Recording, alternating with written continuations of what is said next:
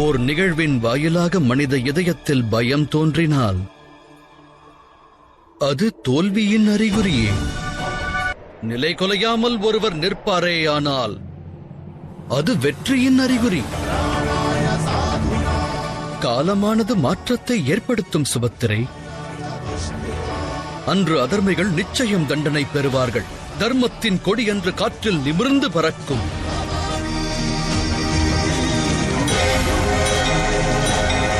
சுகம் மற்றும் ஆனந்தம் என்பது ஓர் மார்க்கத்தில் சென்றடையும் ஸ்தானம் அல்ல என்பதை உணருங்கள். அவ்விரண்டுமே மார்க்கங்களாகும்.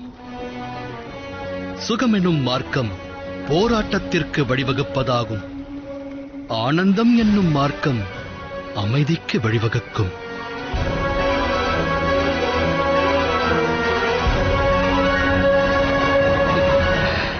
இதில் உன்னுடைய மார்க்கம் எதுவாகும்?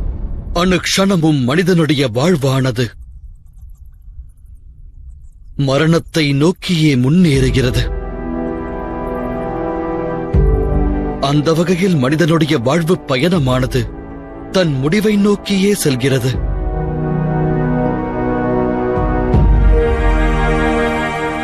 வசந்த காலத்தில் துளிர்க்கும் விருட்சத்தின் இலை ஒரு நாள் சருகாகி நிலத்தில் வீழத்தான் செய்யும்.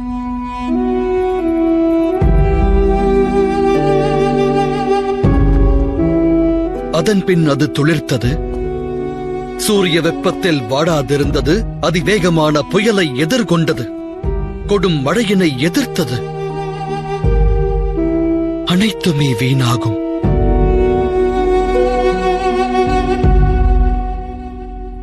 இடியானது ஒரு விருட்சத்தின் மீது விழுமானால் அந்த விருட்சத்தின் இலைகள் அனைத்தும் மிகுந்த சிரத்தையோடு அந்த விருட்சத்திலேயே நிலைத்திருக்க முயற்சியை மேற்கொள்ளும்.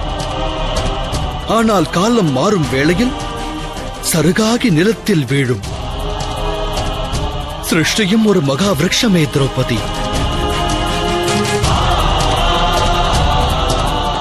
அகிலத்தில் வாழும் அனைத்து ஜீவராசிகளும் அந்த விருட்சத்தின் உலர்ந்த சருகாகி விழுகின்ற இலைகளே. வீழ்வதென்பது உறுதி. ஆனால் விருட்சத்தில் நிலைத்திருக்கும் காலம் வரையில் சுகம் துக்கம் இரண்டையும் அனுபவிக்க வேண்டியது அவசியமாகின்றது. இறைவனால் வகுக்கப்பட்ட நீதி நியாயம் தர்மத்தை மனிதகுலம் ஒவ்வொரு காலகட்டத்திலும் மீறுவதற்கு முயற்சி மேற்கொள்ளும். வகுக்கப்பட்ட நியதிகளை அவர்கள் மீறுவதற்கு பிரயத்தனிப்பர். ஆனால் தர்மத்தை நிலைநாட்ட வேண்டியதும் அவசியம். இல்லையெனில் நீதி நியாயம் தர்மம் மூன்றும் அடியோடு அழிந்துவிடும். தர்மத்தை மீண்டும் நிலைநாட்டும் சக்தியினை இறைவன் ஒரு சிலருக்கே வழங்குகின்றான். அந்த சக்தியினை பெற்ற மானிடர்கள் தம்முடைய அனைத்தையும் தியாகம் செய்த பிறகே இறைவன் வேண்டும் தர்மத்தை நிலைநாட்டுகிறார்கள். அதற்கு உதாரணம் ஸ்ரீராமச்சந்திரமூர்த்தி, கோடாலி என்னும் பரசுராமர், விஷ்ணுவின் வாமன அவதாரம்.